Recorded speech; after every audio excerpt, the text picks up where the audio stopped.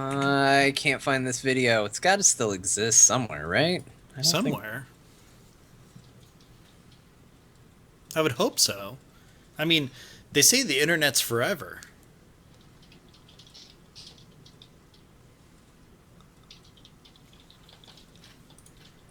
Hmm. This is weird seeing guilds that are definitely not our old guild, downing other but they're not us. They aren't the same guild. It's from an EU server. Oh, There are still called Odyssey. pretty sure it's not us then. Yeah, maybe that was the problem. We were playing on EU servers. Well, that makes sense, but it's a little weird considering, we have friends over there. Yeah. Or who, live here who are on it. Hmm. I don't know anymore. I don't think I'm gonna find it.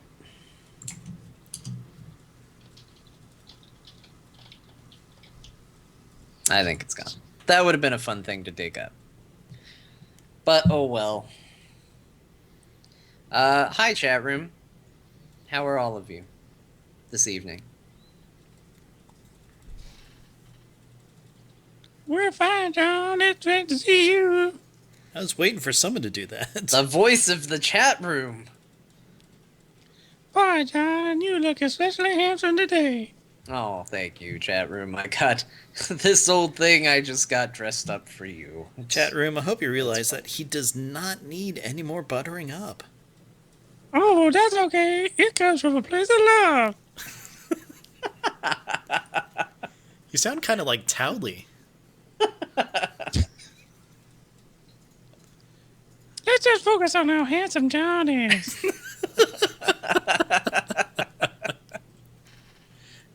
It comes from a place of love. It's gonna be my new catchphrase. It's gonna justify every action I've ever done in my life. It replaced chocolate on Heroes Wins. Yeah. Comes It from came from a place of love.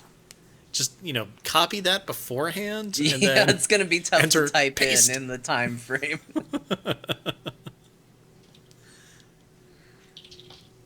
All I managed to ever get out is "it comes," and it really throws people off. People upstairs are vacuuming. Can you guys hear it? No. Nobody's above me, Ben. I'm on the 3rd floor. Well, I have people above me. Oh, sorry. I was just in the other room vacuuming. Oh, you're not above me. I Well, know. kind of. Well, I am, but I'm not. Oh, so did you hear that crazy thunder at 4 or 6 or something this morning? Nope. I was Slipped through it. dead to the world at that time because perhaps I may have stayed up too late playing Heroes. Mick might have inside information on this. Really? For that. Oh man, Mick, it got bad once you left. What, did you guys playing? Yeah, well, we kept playing, but apparently... I thought you were dead. No. Gosh. Because Apparently... it was like, oh, we're all going to bed. And I'm like, oh, all right. Well, then I guess I'll go to bed too. It's late for me. And I still had to edit some shows. So I was like, oh, crap. I got to go do that. So we're going to bed is essentially code for let's get Mick out of here.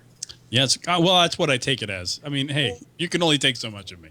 We all thought we were kind of ending, but I had to keep the stupid laundry drying. So it was like, well, I've got about another 40 minutes of the stupid laundry in the dryer, so That's right. might as well play more. But apparently those wins that we got bumped our MMR up considerably. Oh, really? Yeah. And all of a sudden, our quick matches, I have never lost so fast in my life. Oh. We were shocked. We looked at, because you do the spying after the game. We were being matched with people who had played 5 games, 15 games, Okay. stuff like that, against teams where they would have maybe 1 or 2 people that had just a couple games, But usually it was about 3 people on their team, where this was their, I don't know, 1700th game, and Oh, they've got Jesus. gold frames across almost their entire team, and you can tell that they've done some serious damage. We have one person who was hero rank 5 uh, on their team, and we just got steamrolled. It was not a pretty sight. Uh, I think we could have done okay, but the teammates that we had didn't fall into what we were doing very well. They kind of fell into, oh no, let's just wander over here for a while they're all bashing through the gate to get to our core. They're just kind of in the middle of the map looking around. As they're hitting the core, they were off hitting a merc camp. Who would ever do that? That is such horrible tactics. Horrible. There was one point where Gorath was typing like, you understand you can put Abathur on other heroes than yourself, right? Oh, I can?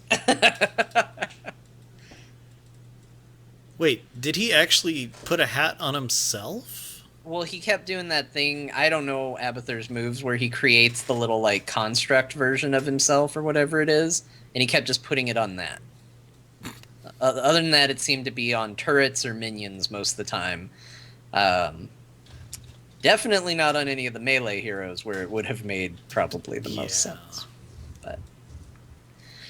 And then it made it frustrating to hear, you know, everybody kind of raving about, like, the Johanna Abathur combo, where it's like, oh, it's so powerful, it's so great, oh, it's such a cool combo. And I'm like, yeah, I didn't get to experience that, because my Abathur just kept putting the hat on itself. That's the worst. That's the worst. Well, you guys ready to start this whole thing? Yes. It is time. Mick, are you We ready? on Alpha Geek now? Can the Alpha Geek people hear us? We should. I don't think our video works there anymore. I'll only speak to the Alpha Geek people. You won't even speak to us? What? What? Yes, Ben, I will speak to you. Okay, good. What would you like to know? If You have this window of opportunity, so make it count. where do babies come from? Vaginas. Wow. I don't And know do- if it's technically correct. It's not wrong. I don't think it completely explains the process, but yeah. That's He fine. didn't ask for the process. He said, where did they come from? Last stop on the exit out, but that's okay. Yeah. Well, you know, Jeez. most people, that's just like, boom, baby. That's where it is. That's where it came from. Could have Now just you got a baby. a place of love. You know what, Ben? If you don't want the answer, maybe don't ask the question. Just throwing that out there. You get 2 more questions, Ben. Comes Next from a place question. of love. From a place of love. Hey, John, where is your place of love? Wait, that might have been bad to ask, too. Wow. Where's Same my answer? place of love? My heart. Okay. Good answer. That's a answer that will endear you to your listeners. John, where do you keep your heart? In my chest? Okay, good. Good answer. Seems to be where most people keep it. Okay. Box. In a treasure chest, yar. How are you on land? It's just like that movie, yar. Okay, those were your 3 questions. I would ask what movie, but, well, I blew my 3 questions, so oh well. So it's like a genie thing? Yeah, he gets 3 questions, but he gets them frequently. Like, he's already, it's like on cooldown. He's already earned back 1 question. 2 is on its way. I won't spoil him. Oh, Yeah, save them up, let it stack, put it in the rotation. Oh, I'm looking at myself on the stream. I like this new overlay you guys made. Hot Well, thank stuff. you. Oh, don't say you guys. Say John. John made. Hot There you stuff. Yeah.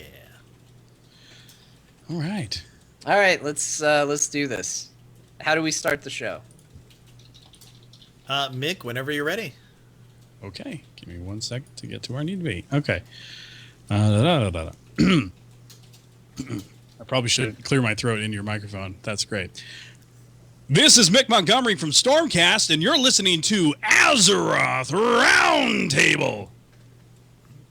Always so enthusiastic. I really appreciate that. You're welcome. Would you rather me just be like, this is Mick Montgomery and Azeroth Roundtable, hooray. That's still, really enthusiastic. That's what I say before the show starts every time. I mute, let the guests talk, and I just go, time for Azeroth Roundtable, 1, 2, 3, yay. Yeah, pretty much. I am. And people are yelling at us because we didn't interrupt you, Mick. Are you supposed to interrupt me? No. I mean, we occasionally interrupt It guests. doesn't matter if you interrupt me, Jagger! Oh, man. You got me. You got me with the rock. See, Mignette, this is why I don't try, because it backfires. Welcome to Azeroth Roundtable, episode 115. My name is Ben Bumhuffer, and with me, as always, is John Jagger. How's it going, John? Hi, Ben. I'm good. I'm really tired, but we're going to pretend like that's not a thing that's impacting me here tonight. We're going to pretend I'm wide awake. Look at those I'm going to eyes! smile so you can hear the smile when I talk. So that it sounds like I'm just really happy to be here. Woo! How are you, Ben? I am really tired, but I'm gonna smile and keep my eyes wide open and woo! All right. So with us this week to help us with our whole Marvel naming convention, we have Mick Montgomery. How's it going, Mick? I'm doing well, guys. Thanks so much for having me back on the show. And I promise this time I'm not going to make anyone mad. Oh, good. Darn it, Ben. Here I thought we'll have Mick on. He'll say something controversial. We'll have to devote the whole next episode to it. Nope, I don't want anyone going over to iTunes and leaving me 1-star reviews again like last time. I'll pass on that. Did they really? Did they actually? You get 1-star reviews for that? Yeah, I had people leave me 1-star reviews and be like, I heard you on Azeroth Roundtable and you suck. Are you serious? Yeah, that happened. All right. Well, I'll go give you a 5. Well, I'll give you a 4-star review to make up for it. Well, I think it was maybe just 1 or 2. It wasn't a big deal. Well, then, I'll give you a 5-star because I think you're tops. Oh, yeah. That's nice of you. And I think you guys are tops. In fact, I should, like everyone else listening right now in this moment, should head on over to iTunes and give you guys a 5-star review if they haven't already. That would be super helpful. This turned into some sweet product placement. Sure. I will say, Mick, and not just because I was on the show, I do listen to Stormcast on a regular basis. I am quite a fan of that. I like it. I like it a lot. Thank you very much. We have been doing the show for a little over a year now, so it's been kind of weird. I know a lot of folks know that the game just released this week, but a lot of us who have been playing during alpha and beta have been making content for a while. There's probably around 10 really good shows out there that cover Heroes of the Storm. We happen, I think, to be one of them, but there's also other great shows like Eye on the Storm and Into the Nexus and Lords of the Storm and Town Hall Heroes and a ton of other YouTubers making great content. So there's a good community of really helpful, awesome folks, and as well as some streamers that are doing some great work, like Gillyweed and Caldor and some folks like that. And so there's just some great content out there already for Heroes of the Storm, and we are just lucky to be one of those people participating in that pool of fun folks. Good. I mean, that's one of the weird things is that the game did just release. And I mean, it's been beta for, quite a while and everything, but yeah. The fact that you're, putting out the content and just going with it, especially with, the ramp that Blizzard's been putting behind Heroes for the past, 5-6 months or so, it's great that there's all this content out there to just, completely grab and digest as you're getting into the game. Yeah, I think to me, we saw a very similar cycle with Hearthstone. You saw some, obviously we know, we have friends that do shows like The Angry Chicken, and obviously I'm friends with Josh Augustine, who does the Happy Hearthstone podcast, and there's a lot of other shows out there. that are, kind of ramped up for Hearthstone. A lot of streamers, a lot of, esports players, a lot of stuff. And not a dissimilar cycle for Heroes of the Storm. I just think that it unfortunately took a little bit longer for the game to come out than a lot of us measured. So, but on the good side, the plus side of that, we've had a lot of time to play the game. We have a lot of experience. And so folks that are just jumping into the Nexus as of this week have the benefit of a lot of people who've played a lot of content, have played a lot of games and really know what they're talking about and are willing to share that information online. So there's a lot of great information available to help players to get started in that game. Exactly. It is really great, and I think one of my favorite things about when you get into Heroes podcasts and things like that, because I listen to quite a few of them as well, because I'm in that stage where it's just like I want to consume everything about this, which I haven't been like that since probably Mass Effect would probably be the last time, and then before that was probably World of Warcraft. But one of my favorite things about it is you get such diverse perspectives across the shows. You will listen to one podcast where, the patch will come out and they'll say, well, they ruined Diablo. Say goodbye to him in the metagame because he's total trash. Stop your boobler. And then you'll... Still the best, Yeah, you'll go to another one and they'll say, oh man, Diablo. It's so great. Biggest buff. He's so good. So it's just really exciting to have that. It's really a testament to how diverse the game can be and the players that are playing it. So yeah, we're gonna give you a time to shout out to your stuff, but I thought I'd give a special mention to it because I do really like it. I appreciate that, and I think there's just the game itself has an appeal to a number of different types of players, which is great, and that allows each show to have a voice for that particular player, right? So you have your super casuals who've never done MOBA before. You have your super casuals who've done a little bit of League, a little bit of Dota. You've got your tryhards, you've got your casual cores, and then you have the hardcore esports folks that love that. And there's a show for literally every one of these players. Your Hero League wannabes, your Hero League, legendaries. All these folks have a show that they can go to, or blog, or YouTube channel that they can check out. And so that's the cool thing, is the game appeals to such a wide variety of experiences. And at the same time, Blizzard's doing a fairly good job of allowing the MMR to cater to all those players as well. Mm-hmm. So that allows folks to be able to jump in, have fun, and when they aren't able to play Heroes, listen to a show, a podcast, or watch a video on their lunch break. And a lot of great content out there. Definitely. So speaking of Heroes and, everything else that Blizzard does, what have you been up to lately? Well, as it relates to World of Warcraft, I had to make a tough decision to stop raiding a couple of, I would say actually a little over a month now. I haven't raided at all. And I had to make that decision because I had to kind of look at my schedule and look at the team I was participating on and what their goals were and what I was able to contribute. And the reality was I wasn't able to match what those guys were doing. Great team, great guys, really good players. I mean, really great players over on the CTR Guild. But I just wasn't able to give them what they needed, so I kind of decided to take a step back. I'm not saying that I'm closing the door on raiding for myself as a player, but I had to step away from my raid team and take a little bit of a breather too, and take a break from raiding in general. So I have been doing a lot of alt leveling. I started doing also the Iron Man Challenge, which you can find over on wildchallenges.com, which is basically the challenge where you roll a level 1 character, you pick no spec, you can only dress in white, okay? And you play that character, and when that character dies, you have to delete it. That's crazy. But yeah. I'm so impressed. How far have you gotten? Not that far. I haven't died yet, although I almost fell off of a building the other day, and folks that know me from the starting zone know that that's a thing that will probably happen anyway at some point. But I'm at level 9 or 10, I think. So I've gotten to 10 levels. I heard it gets really rough around 15. And so I am just kind of chugging my way through, playing with one of our regular contributors on the starting zone, Chris Allman. He and I have been kind of streaming the process as we go through it. But that's been a lot of fun, actually. It's been a lot of fun to kind of go back nostalgia-wise. We rolled Blood Elves, so I haven't been in that starting zone since, since Wrath of the Lich King, I think. So it was a lot of fun to kind of get back to that grassroots and just do that thing where you just jump in with a friend and level your tune and talk and have fun. And granted, we've been streaming it, but at the same time, it's been just fun to get back to the roots of the game. And I've also been playing my old main, my Paladin, who I abandoned in Mists of Pandaria, and just falling in love with playing the Paladin again and having some fun leveling him up to 100. So that's kind of what I'm focused on right now. Very good. Yeah.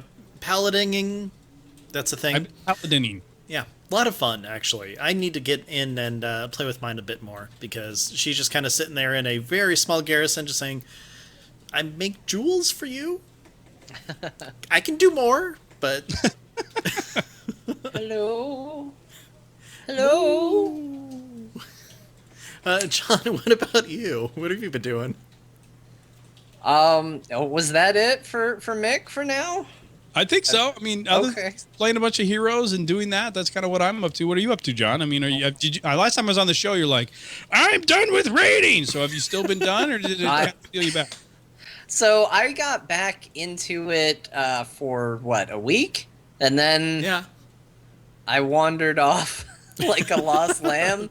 It wasn't a fit of rage or anything. It was just like, oh, hi, what's over here? And then just disappeared, and everybody else was like, what? Where's he? I think he's gone. I don't think he's coming back. Again. I don't know. I keep telling myself every week, I'll go this week. And, just... It's one of those things where I have to work. I have to be in the right mindset for it, and it's very easy to get home after a long day and say, I'll get on Heroes and I'll play a couple rounds of that. As opposed to, okay, let me log on WoW, figure out what's going on with all this stuff. Okay, how do I play this game? I'm a what? A monk? That's weird. And, what are we raiding? Can you summon me? Because I have literally no idea where that is. So I don't know. It's a bigger process in some ways. I did not hate my time raiding the last time I went. I had a good time. It just was not enough for me to say, well, I'm going to make that happen on a weekly basis for sure. So it's just one of those things. It was going really well, and then life interrupted the next couple of raid nights, and then I just never came back. Right. So not a lot on WoW. I'm still playing the garrison. I'm getting good loot. I got a new cloak. I got a trinket that I'm going to ask Mr. Robot if it's better at some point, because it seems like maybe it might be. But I don't know. So that's what we ask the robots for. So that's going well. All my garrison followers are maxed out with their gear levels. I'm like, all right, way to go, guys. You're all doing much better at this game than me. Fantastic to all of you. Mostly what I've been doing in the way of gaming is played a bit of Hearthstone. It's a new month. It's a new card back, which means time for John to log in, beat up a bunch of people, and call it a day. Level 20 and I'm good to go. Yeah, it's funny because it's like, no, I really enjoy my time getting to level 20, which that's a good time. I usually, get on a streak and I'll, get there in less than an hour, all said and done. Cool. It's not particularly hard to do. And, but it's fun, I go in there, I'm like, I'm actually pretty good at this game. But then once I hit that 20 mark, I'm like, all right. Thanks, Hearthstone. We'll see you next month for more amazing Zulok action.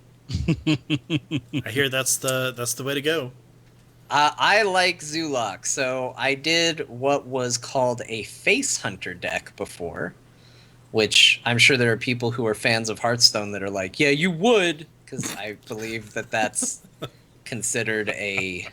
Is that the face roll deck right now? I think it is, right? I think most people tend to consider it a face roll deck. Maybe they feel that way about Zulok, too. It certainly feels like cheating.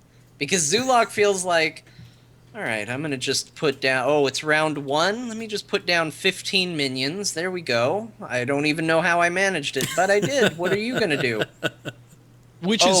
You're... Go ahead. Sorry, I was cutting you off. Oh, you're going to end your turn? Okay, well, let me just go ahead and put down 15 more. Oh, also, they buffed the other 15, so now they're all going to hit you. Okay, and you're going to end your turn again? Okay, and we'll just do this. Okay, and you've quit the game. Fantastic. That's a win for me. I think my recollections, though, serves me, John, in the history of Hearthstone, this is not the first time that Face Hunter has been kind of the thing, the in vogue thing to play. I think back before the game just released, Face Hunter, back when the old Unleash Beast card was that way it was, where it just unleashed a bunch of beasts on the card, at once, whatever. That was still a face hunter era back then as well. So I think this is just kind of a cyclical thing. You're just doing what you're supposed to do. Yeah, I mean, it's a play style that I really like. It's a super heavy, throw out a bunch of minions very early, win by overwhelming numbers. Like, they're not the strongest minions in the world, but it's one of those things. I went up against a rogue, and they did some move and wiped out, like, all 6 minions that I had down, and I was like, oh, okay, here's 6 more. Like, what? I've got mountains of them just hanging out here. It's fine. And it's a lot of fun to play that way. But then once I hit 20, for whatever reason, I'm just like, well, got better things to do now. I'll get my sweet Darnassus card back now and move on. I was excited to get the Ninja card back, which was the award for last month. And then I saw it and I was like, yeah, that's cool. I'm going to use this one. And then I got the Heroes of the Storm one and said, oh, yeah, no, this is going to be what I use. This will be the one. I've got the Heroes of the Storm one because I'm that awesome. I play Hearthstone so much. So much that I swear to God, every time I hear people talking about their different decks, I think they just pull up random words and then stick it with an actual class. It's like, hey, I'm using my Cuisinart Priest this week. Yeah, my it's just Mountain Hunter. Yeah, my Ocean Rogue. Yep. Don't forget your Dandelion Warlock. Yeah, it's great stuff. Yeah. So, yeah, that's my Hearthstone experience. Just being in complete wonderment of, what are they talking about? Ben gets this glazed over look in his eyes when Hearthstone comes up. He's like, damn it, it's a new month. John's going to talk about Hearthstone again. That's right, Ben, I am. No, but that's it. That's it for Hearthstone talk. Anybody who was sad about that, you got another month. So there's not going to be any talk until the next month, and then I'll be excited about it again for a couple days, and then it'll go away. I've been playing The Witcher 3. I don't know what else I can say about that game except it's brilliant. Everybody should play it. Are you playing Hearthstone in it? You mean Gwent? Yes. I did play a game of Gwent. By accident, too. I walked up to a guy and I was like, oh, I didn't mean to even talk to this guy. Skip his dialogue. I just need to get to whatever the option is. And I just hit up and selected the bottom option. And it was, let's play a game of Gwent. And I was like, oh no, this has launched the worst thing ever. Gwent's not a bad game. Let me go ahead and say, for all you people playing Witcher 3, it is not a bad card game. But I've never been one to be the I like the card game within the game kind of people. Mm-hmm. And so now I'm in there and he's like, well, how much you want to bet on this game? I was like, well, probably everything, right? So I cranked it up to the maximum bet I could. I don't even play the tutorial for Gwent. I barely know how to play Gwent. I should not have made this bet, but I did it anyway, because darn it, if somebody says, where your mouth is, Witcher, I'm like, yeah, I'll bet all of it. And so I bet all my money, and I won. I got a nice little chunk of cash. I won Gwent. Good job. It's really easy game. So I was actually pretty excited about that. So that's Witcher 3. You can play a card game within it. So if you like card games, you'll love The Witcher 3. And if you hate card games, you will love The Witcher 3 because you don't have to play it. All right. Other than that, Heroes of the Storm. I was up super late last night playing Heroes of the Storm. Mick knows all about it. He was there. I was there. We had some good matches. Mm-hmm. We did. We had some wins. Yeah, it was good times. Solid wins. Recently, I had a phenomenal match. I will just throw it out here quickly because I like it so much.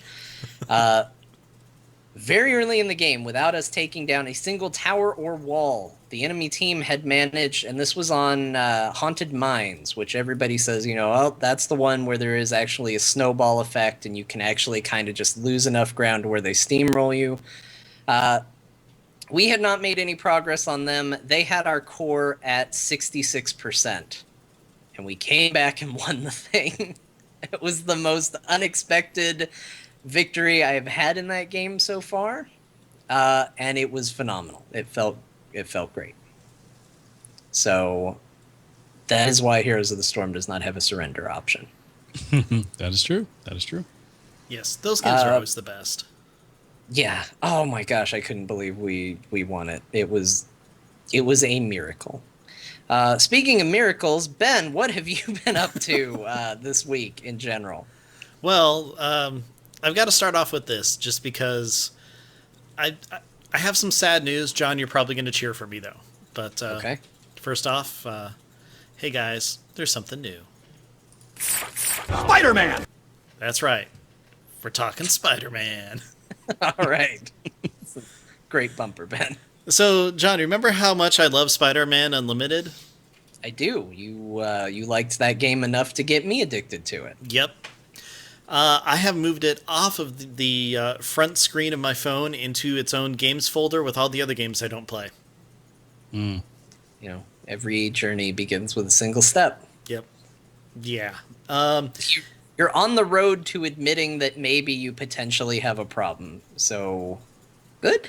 I haven't logged into it in probably 2 weeks, maybe something like that. I don't know. I've got good. my 2-week chip. Yeah, that's what it is. But they made some changes in that game that I'm just kind of like, I don't know. The only way I'm going to actually progress at this point is to give you loads of money, and that's not going to happen. So, kind of sad about that because I do love me some Spider-Man. I'm sorry, play the bumper again? What was that? That would be Spider-Man! Spider-Man. Great. put that together. What in else 5 have you minutes. been doing besides Spider-Man? No, not Spider-Man. Raid last night, actually, it was interesting. You know, we had enough there, I think 13, 14 people or something. And, you know, I was in there, I was healing, doing my monk thing because, you know, I heal now. And I did okay, except I was a complete idiot when it came to Gruul. I was focusing too much on the nameplates, and within about the first, 20 seconds, I died. And then, Hakito was awesome and rezzed me, and then I died. It was horrible. It was so bad. I felt like such an idiot. I'm like, yeah, I should probably move when he tries to, hit the ground and kill everybody. Oops. So, yeah, it didn't work out too well. But the rest of the stuff that we did, I did okay. And I'm starting to kind of get the hang of the healing, which is cool. I mean, I'm still on the bottom. I don't have a legendary ring of any sort, really. My item level isn't as good. But, I'm having fun with it. And I didn't think I would. So, yay! Raid! Yay, healing. Yeah. Other than that... Let me ask you something about that, though. Sure. And tell me, because I think this is true. Okay. Had you been in that exact same scenario, where, not as far as healing, but you stood in the wrong thing, you died twice. Mm-hmm. Had you been on your mage, because this is what I have found. If I'm trying something new or different, I'm infinitely more self-conscious about how I'm performing in the group.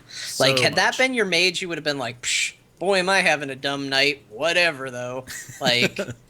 And moved on. Not to say you wouldn't have cared, but I think when you're unfamiliar with your role or when you're not sure, it kind of amplifies that feeling of oh, I can't believe I'm doing this. I'm the worst at this ever kind of mentality. Yeah, but I mean, I am the worst ever at healing. So, Ben, you are definitely not the worst ever at healing on this show. Let alone the world. So... Okay, good point. I tried healing once. It was in Proving Grounds, wasn't it? Yeah, it was, and they told me to go home. I don't want to tell you how easy it was to get silver in Proving Grounds as a healer. My experience of healing in Proving Grounds was the tiger was like, good, now heal the... What? Okay, I'm going to give you some gold, and you go ahead and return to Orgrimmar. go ahead and talk to your class trainer and have him unlearn all of your talents. Then pick something easy like DPS. That's more for you. Good day. That's what the white tiger said to me. Round 1. Oh, just go. No. Give up. Yeah, Now, pretty much. To be fair, that is not an inaccurate representation of how bad I was at healing. But for anybody who remembers this story somewhat, you will remember that I was trying to heal based only on the recommended rotation that Blizzard gives for healing within the game itself. My point was, how good can you be at healing with just the tools Blizzard gives you in-game to use? And the answer is the white tiger makes you respect to DPS. So there you go. There we go. Yeah. Well, other than raiding, which I gotta say, this is one thing that I am actually having a lot of fun with, is I am very much enjoying raiding with my team. So, Fert, you guys are awesome. You make this game amazing. But what else I'm doing is I've got 3, third level garrisons. So I'm doing the pet battle garrison daily on all 3 because I want to get enough of those stupid pet charms to get all 4 of those pets as soon as the patch drops. So I'm over 200 now. I think I have like maybe 220, 230, something like that. And I need 400 total for all 4 pets. So I'm getting there. But at least I have enough for the purple dog that I really want. So, yay! I collect pets. That's awesome. It's like listening to someone play a completely different game. Well, I hear words that are familiar, but their objectives are completely alien to me. It's like, I'm in my garrison. I'm like, I'm familiar with that. That's like everything I do in WoW. Collecting tokens. Okay, reminds me of a time perhaps long past, so I can get a purple dog. Dang right. But the really cool thing is that I have to have goals in life, guys. That's what it comes to. And you know Purple what? dog goals. I've got simple goals. Collect all the pets. Not that bad. Okay, kind of, but not that bad. Anyways, so other than that, hey guys, I've been playing a lot of Heroes of the Storm. What? Yeah, who'd have thought? Right show. I'm finally level 20, which I got the Graves pet, which falls into that simple goal that I have. Yeah. Yep, get the pets. But I gotta say that he's a really cool pet. I mean, everybody needs to play Heroes just for that, because having little Grave Golem following you around is just really cool. And then he does like little AoE. So, he does like the green AoE around him, then he just like falls down. It's awesome. Absolutely love him. Plus he reacts to some of your check him out in emotes. game. Yeah, I like it. But no, been playing a lot. I have completely fallen in love with Jaina.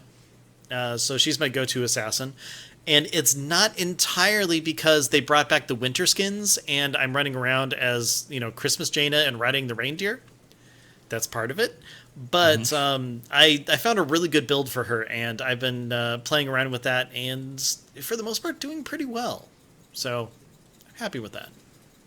But anyways, that's enough about me. There's going to be plenty of Heroes talk soon, so let's go ahead and just take a quick look at the news. News! Holy crap, we have a lot of news, guys. Yeah. Like a Good. ton. Yeah. Look at all that news. All right. You want me to go through the news? Well, the first bit is... Well, okay. It's the entire reason why we're having the type of show that we are tonight. And that is that the Q&A that was supposed to be tomorrow has been pushed back another week. As positive as I want to be about it, I want to, maybe hypothesize that Blizzard PR is going, oh, what the hell is going on? We need to actually answer these questions really well, and we need everybody to be happy. Just a guess. I mean, it could be. I think that's definitely a reasonable guess based on maybe what I've seen. I think it could, it could be, that Ian Hazacostas is a busy guy, and maybe he ultimately wasn't available that day, or maybe, there's a lot of stuff. I doubt it was like, hey guys, I was gonna get my car washed on Saturday, so Guys, yeah. Oh man. just like another week. And Yeah. then wash my hair too. It's car washing day. I usually get a haircut every second first Saturday of the month. So That's my But I mean, Costco it trip. could be a lot of reasons why they pushed it back. I think people are definitely immediately jumping on the "this is just one more thing," but I mean that's also it's kind of the state of the game that maybe we're in. We have, whether they're a minority or a majority, there's a lot of people that are feeling very impassioned about the game currently. So any news is subject to great scrutiny, even if it's just like, hey, we're going to do this a different day than the day we had originally said. Yeah. And I mean, even more so, if they need to, like look at the types of questions that they're getting and, reassess different ideas or how they're implementing things or whatever, it's only good for the player base. And that's something that I'm actually really excited for. I'm looking forward to this Q&A to see, what is on the horizon. Hopefully it doesn't focus more on like 6.2 because, we've got a lot of information about that. But, maybe current issues that are going on or, where they're taking the game, future expansions, things like that. That's the kind of stuff that I'm looking forward to because I think it's really going to, give us a peek into, hopefully what they're thinking and design changes and things like that. Well, and I think my big hope for this Q&A is that if I had to pick my reason why it was delayed, my hope is that it is so that when they come to us with information, they've now had a week to get questions, not a full week, but they want to come to us and give answers as opposed to the kind of typical, we're not talking about that right now, we have plans but nothing at this time. They're the typical kind of answers that you sometimes expect. Hopefully this is going to have a lot of answers for us, about any topic. And I hope it'll be good. Yeah, I mean, I think actually someone in the chat room, DG, actually probably cited it best. I think the issue is, not to cycle this back to Heroes, but they're releasing a new game this week, and I think that they want all the focus to be on that. And, a lot of folks don't really realize this, but the teams at Blizzard that work on each of the games, they have their own separate communities. They have their own separate, press teams and all that good fun stuff. And you'd think that maybe they were all coordinating, but the reality isn't they're not. And I think that probably at some point someone said, hey, we got to have this be Heroes Week. So that Q&A is important, and we understand that, but we can't have that happen on the same week in which we're trying to get players to really play Heroes and create a really positive vibe about our company and the games we're putting out. So what we want to do is push it another week. So that's probably the reality of what happened. My hope is that what they needed was an additional week to think of, like, we're going to present some solutions and some suggestions for players, or maybe some game content for players that they wanted to make sure that they could actually pull off in a timeline that they wanted to be able to present. And maybe they needed an extra week to do that as well. But I think it's probably more the former versus the latter. Yeah. And, a good example of that is that, there's a hot stream going on and the Q&A was going to take place during the last hour of that hot stream. And then they originally bumped it, it's like, oh, well, it'll start when that's over. And so, Mick, you probably right on track. Maybe a little this, maybe a little that. Either way, I'm looking for some good answers, and some good questions, which they are still accepting them. So make sure if you have a question, ask it nicely and not passive aggressively and dickish. And you might get it answered. Yeah, because the reality is, if you were to say to Blizzard, hi, Warcraft, I'm really concerned about flying, and here's why I'm concerned. Blah, blah, blah, blah, blah. This is what I like to do. This is what I like to do here. This is how I like to progress my character. This is how I like to explore the world. I feel like you're taking this away from me. It's something I've loved for 4 years. I understand making changes, but taking something that's fundamentally important to me seems wrong. Please reconsider this decision. It would be beneficial for not just me, but a lot of other players. I think they take that and go, okay, that's a balanced idea. And I can listen to that. They can't listen to the noise as well, even if the noise does have a good point. it's going to get lost in the kind of churn of, well, that's a level 24 negative comment versus, right. This is a level 2. So, if you want to be able to engage with these developers, you got to engage with them in a way that makes it work. And we have a lot of folks, I think, too, that feel like they're screaming in the wilderness right now and not being heard. And so the screaming is just getting louder and worse. And at some point, this Q&A has to be successful in coming back to that player base that is doing that and say, we do hear you, and here's what we've done to make adjustments. And I'm not saying that they have to cave on their flying stance. That's not what I'm saying. But they have to have something that's going to work to solve the problem of the community, which is folks are unsubbing, folks are pissed off, and in a way that I think, to be perfectly honest, they didn't expect. I really think Blizzard thought, we've been kind of hinting at this for a while. We got all these people in the podcast community saying how awesome it is that they don't have to fly, and it's great. And we're listening to players who are really happy with this change. Let's just go ahead and do it. And Ian, just throw it out there in that Polygon interview. Okay, guys, that sounds like great. I'm really excited to talk about Tanan Jungle, though. There's some good stuff coming out there. So point 4 of 6 was, and we're not going to do flying.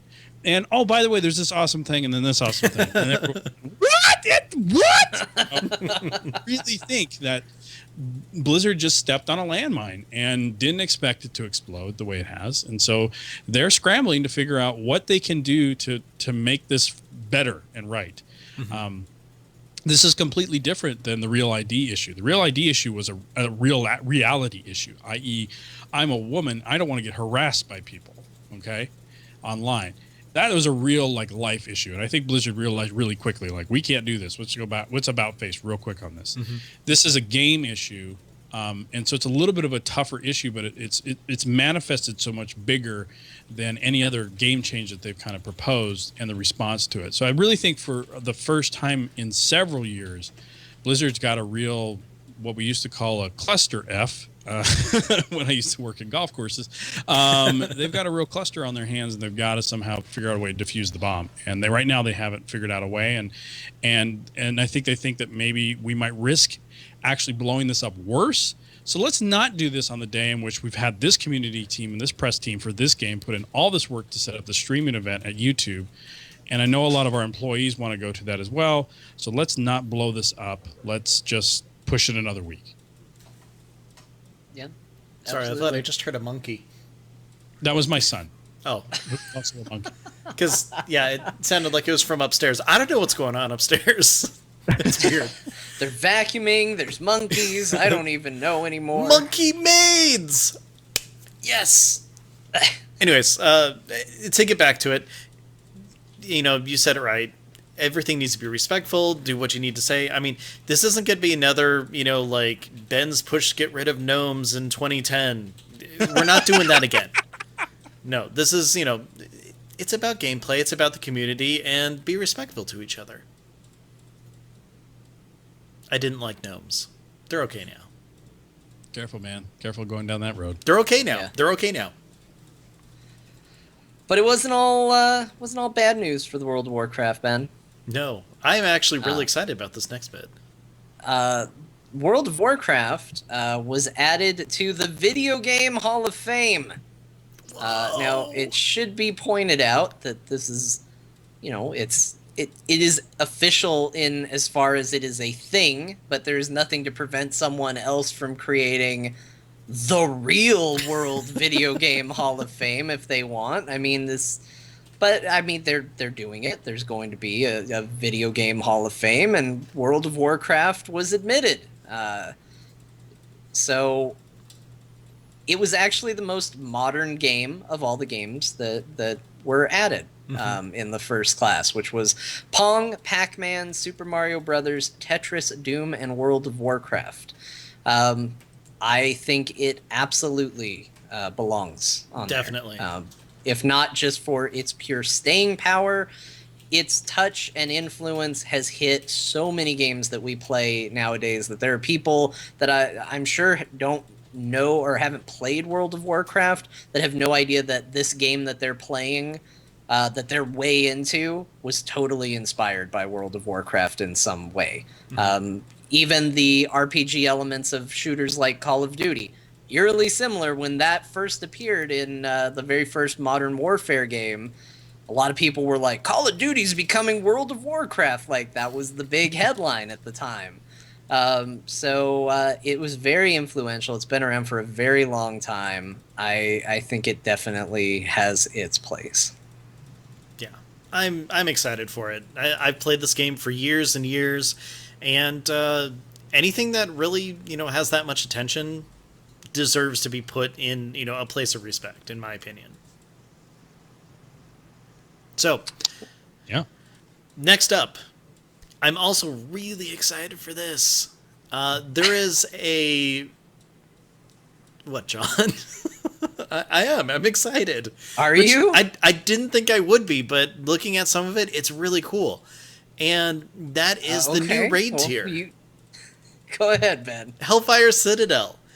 If it's the last raid tier of this expansion, great, whatever.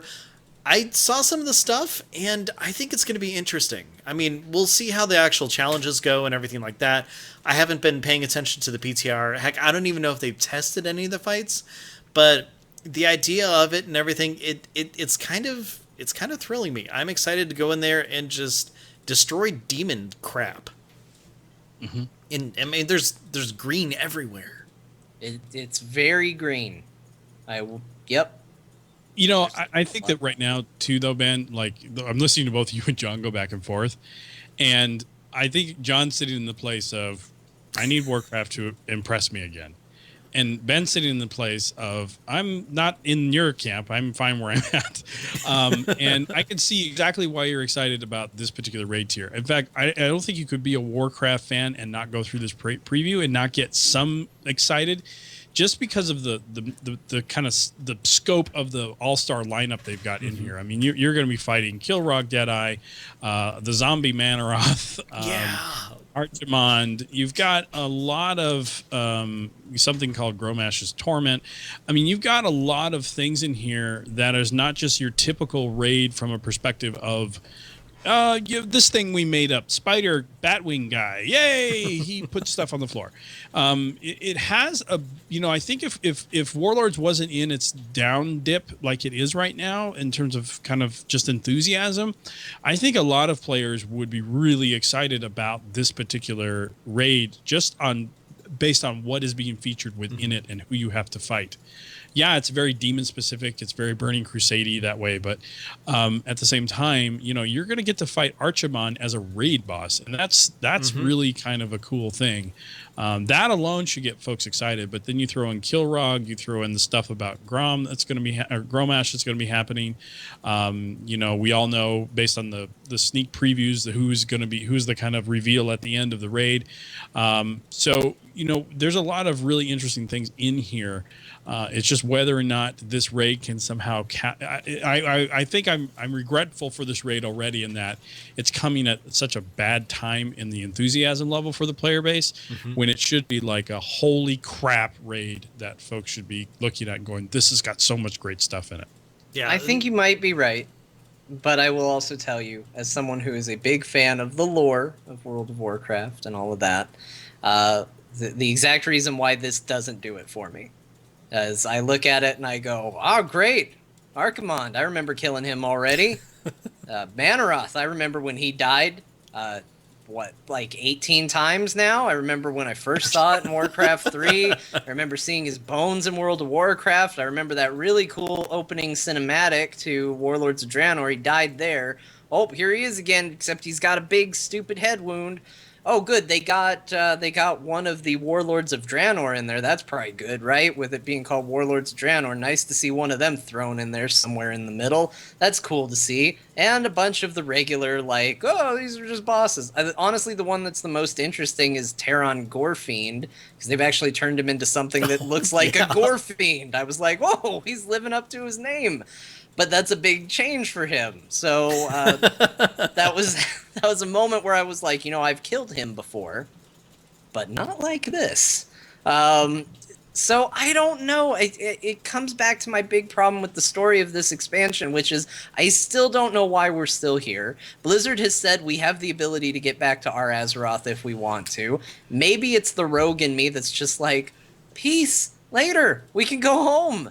And everyone's like, no, we have a job to do here. We've unleashed evil upon them, and we must vanquish it.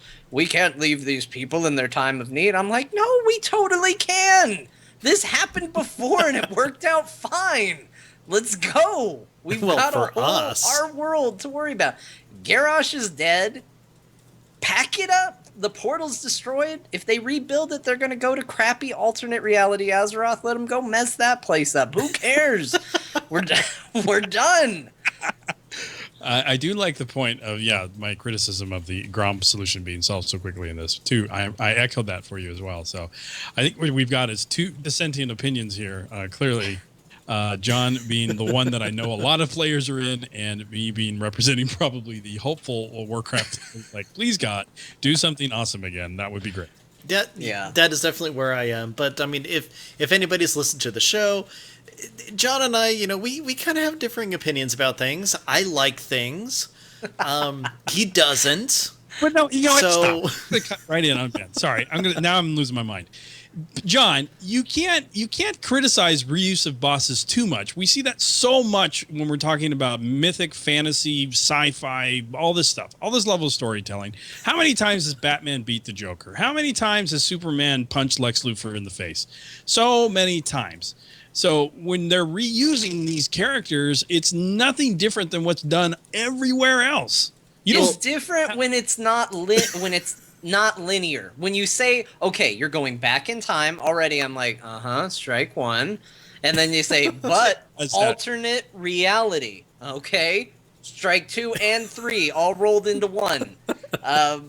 Like, if this was a case of, if we were on real Azeroth, which is ridiculous that I'm even using phrases like, if we were on real Azeroth, and the Lich King came back and he was like, guys, what's up? Lich King's back in town. I'd be like, well, it's probably not as effective this time, but cool. He came back. What's the story about the return of the Lich King? This isn't that. This is, I don't know, you went back in time and it's an alternate reality, so they're alive so you can kill them again. Are they a threat to us in any way, shape, or form? No, you could totally go home if you wanted to. They cannot threaten you in any way, shape, or form. There is no reason why you have to kill them, but you can kill them. That's not true. If they rebuild that gate again, they're going to come tumbling out of that gate again. That stupid portal is always a problem for Azeroth. It's always a problem. But the only reason it was going to our Azeroth, Azeroth Prime, we'll say, is because Gul'dan was powering it too, because that's what Garrosh wanted, because he wanted to invade our Azeroth. Garrosh is dead. Now they just want to invade an Azeroth. So let him go invade Azeroth Beta. It's same Azeroth as the one that we're supposedly defending, then you have to stop that, yes? No, because it's alternate reality. Okay, it's alternate reality Azeroth. So John, what you're saying is that if this were, hang on, and you're making a presupposition though that by going through the gate a second time that they're going to alternate reality Azeroth. They're going back to the same Azeroth that we passed through to get to there. No, it's totally different if they rebuilt the portal. Because they had to specially make it to go to our Azeroth before. Right. That portal's not been destroyed. Well, yeah, it is. We blew it up in the opening scene. Hold on. Okay. Didn't our people make our portal go to that Draenor? So that's why that portal is tied to ours? No, the Iron Horde came through. Well, yes. Yeah, because of Garrosh and Dragon Boy. Yes. Okay, so Garrosh chained up Gul'dan, two-headed guy, and somebody else. We'll say Beaker from the Muppets. And then they used their special Fel juice to make the portal different, so that instead of going to Azeroth Beta, it went to Azeroth Alpha in the future. We went through, we freed Beaker, Two-Head, and Gul'dan, and then we destroyed the portal. So now, if they rebuild it, Gul'dan's not going to be like, well, you know what was really great? That point where I was chained up and having my life energy drained to go to some weird alternate reality Azeroth. He's going to just take it to regular-ass Azeroth. Beta. Azeroth Beta. and all the Azeroth betas I have to worry about. I give you that. Okay, so let me ask you a question. And you just answer truthfully, yes or no. As heroes in the world of Azeroth, is it our responsibility? My God, I can't believe I just said that. It's heroes in the world of Azeroth, as true heroes, champions of justice and what is right and blah, blah, blah, blah, blah. Is our role to try and protect those that cannot be protected? Before he answers, John likes to play a rogue. I understand that. So as the rogue, you answer, then Ben, you answer. No. Okay, good. Ben? Yes, as a hero, I would want to defend, the weak, the not the low lives, but the lower caste, the meager, I don't know. I'm just throwing out adjectives, but you get what I mean. Yes, I do. I get what you mean. So So hold on to that question, chat room. Just and listeners, just hold on to that. Yes, from Ben. It's our job to defend the weak. Okay. Transitioning. When any sort of comic book hero goes into an alternate reality and sees something going down that is crappy and stupid and awful with a villain that they've never fought before, or a variable of a villain they fought 100 times, but this one's got a green costume instead of a purple costume, does that hero still go, I have to do something about this? Yes. Yes.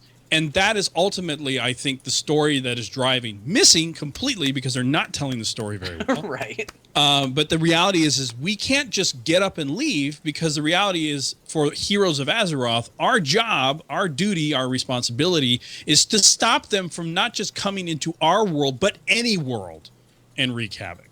So whether or not they go to Azeroth Beta or Azeroth Prime, we still have an obligation to make sure that doesn't happen. So in a sense, we're being America. Awkward for everyone else.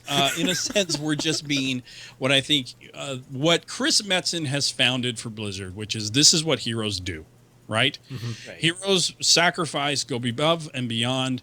Doesn't matter what the fight is, as long as the fight is just and right, you will fight it because that's what heroes do. And I believe that at the very core of the narrative, kind of like if you unwound the golf ball and rubber bands, you got to that little core of what Blizzard storytelling is about. It is all about heroes and heroic events and heroic deeds. And so when you get down to that nugget, that is the foundation of what everything is happening. The real criticism, I think, for that John can probably agree with, and I can be wrong, is the fact that the story and how we're telling it is not good. This is an actual story with a lot of potential, but they've missed somehow making this good. They have to go back at some point to the Wrath of the Lich King playbook and go, or before that, the Burning Crusade playbook, and be like, how did we do this before where everyone just wanted to kill bosses so bad? How do we get that passion back in there? And that's what they kind of have to take a look at. The fact that those bosses, those evils, those things, all of that was kind of alluded to and built you to a point where the end raid was this big crescendo. Whether this is the end raid or not, we don't have a known threat that we're trying to really kill at this point. Our whole reason to come here was to stop the Iron Horde invasion and then also go get Gromosh go get Garrosh. That was the point. And Ben's right.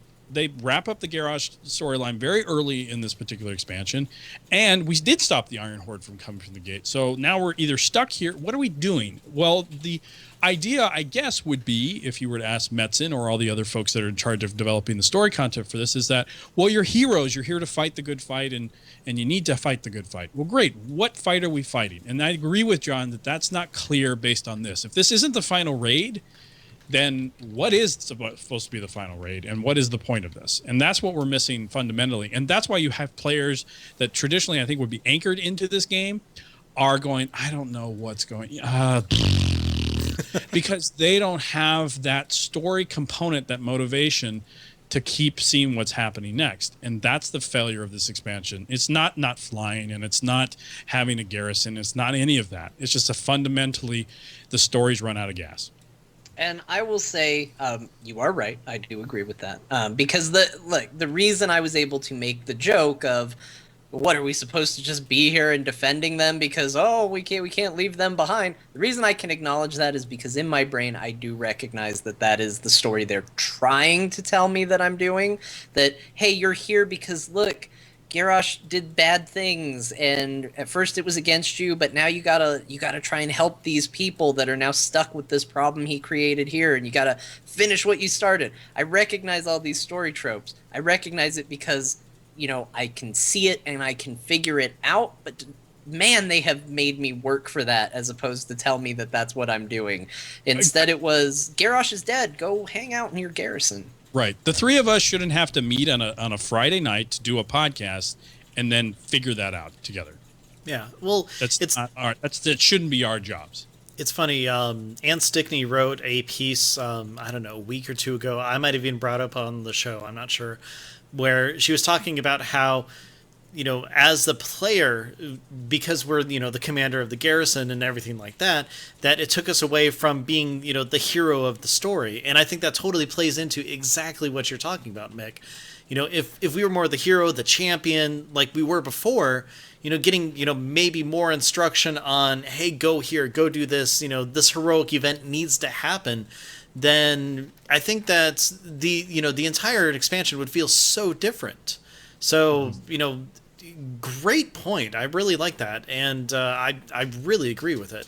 And the idea of, heroics and, protection and everything like that, it totally comes from Metzen's storytelling type because, he draws a lot from, comic books, adventure, fantasy. And all that, though, Ben, just draws from the same basic hero's journey stuff that's been told since the Greeks have been telling it, right? Exactly. Metzen is not unconscious of the hero's journey. He's very conscious of it. And if he were to say that he is unconscious of it, he's a liar. The reality is that these are stories that we know and we're familiar with and we bond to because that's what we want. And I cut you off, but I keep going. Oh, no, that's fine. That's actually a good place to end it. So that's your 6.2 raid preview. Yeah, woo! And that's Thunder. If for some reason we lose power, John and I will be gone, so... Okay. Right, there's it won't a big happen. thunderstorm going on right now. So Back row. Ben and I are in pretty much the same place, so most likely if one of us loses power, we both lose power. So that'll be exciting. That'll be our hero's journey tonight. Yes. Speaking of heroes... and Hearthstone news, did you know that in Hearthstone, you no longer need to be represented by the hero, Garrosh, if you want to play the warrior class in Hearthstone? Or I guess the better way to phrase it is, pretty soon you won't have to be. Ben, your silence indicates pure shock, and let me tell you... what they're doing. So you will soon be able to replace Garrosh with Magni Bronzebeard as an alternative hero in Hearthstone for the warrior class. And you can do that for the low price of $9.99. Ben, let me ask you something. Yes, John. Would you spend $9.99 for a picture of a dwarf in a game you hate, but let's pretend for the sake of argument you like it? I don't hate it. I just don't enjoy it. There's a difference. Would you pay $9.99 to have a different picture in the bottom of your screen? Do I get a hat for my character in WoW? No. Yeah, probably not. So anyway, they announced it. It's not just a picture. Let me tell you what you get. So you get a golden framed animated portrait of Magni Bronzebeard. It's an original piece of art. This is a high selling point because, believe me, this doesn't have a lot of high selling points to it.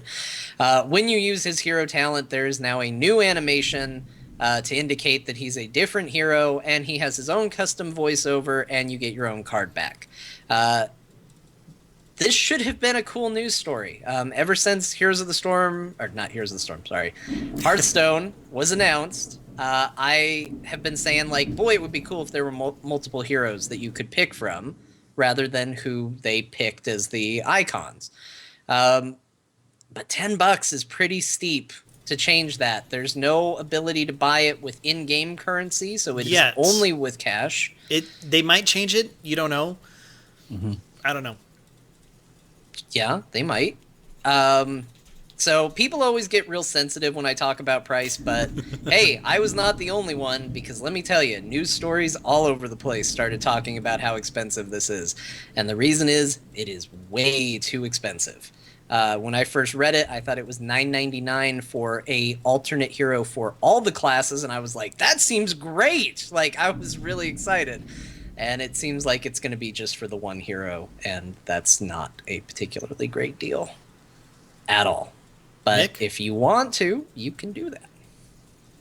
Would you Mick? pay? Would you do that, Mick?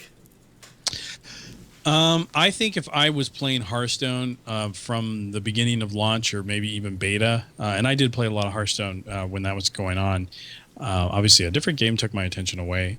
And so if I've been playing for a while now and I've been staring at the same warrior portrait for as long as I have, I'd probably be like, anything to change this up and make it different, I'll pay it.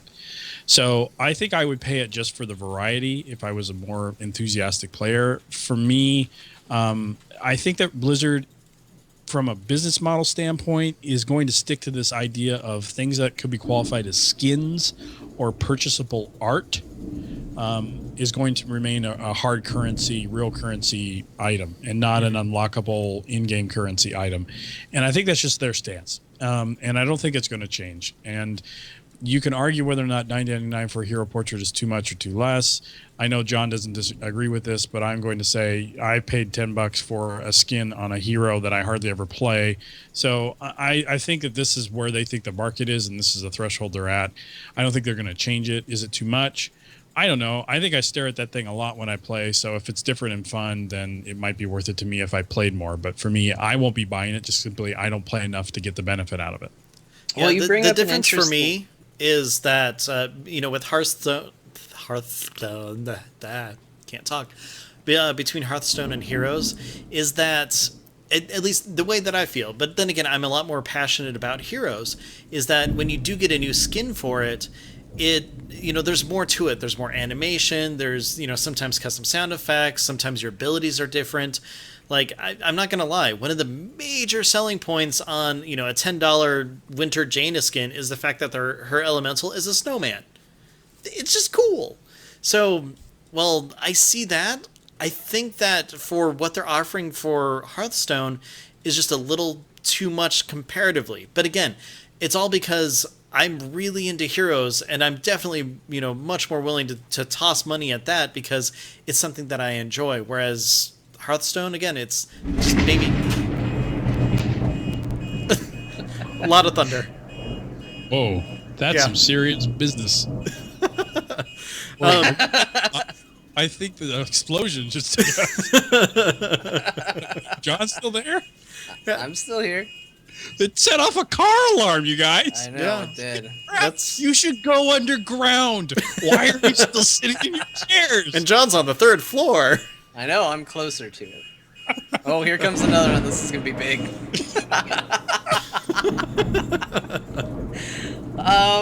Okay, well, Mick, I think you bring up a good point. I think Ben does too. And that is the idea of comparing the prices across games. And can you do that? And I play, not a ton of Hearthstone, but I do play enough. And this is a feature in Hearthstone that I really did care about. Obviously, I play a ton of Heroes of the Storm. And it does bring up an interesting question. Is it fair to compare them across the board? And some people compare it in a favorable way. They say, well, $9.99 gets me a skin in Heroes of the Storm. $9.99 gets me a skin in Hearthstone. What's the big deal? It's even pricing. But I think for me, where the breakdown kind of comes is, well, what am I getting for my $10, right? In Heroes of the Storm, I'm getting a 3D model, potentially has altered voiceover. Yep. John, I think the gods are unhappy with us about talking about this. Don't talk about pricing. Why didn't you learn your lesson when they made the expansion $5 more?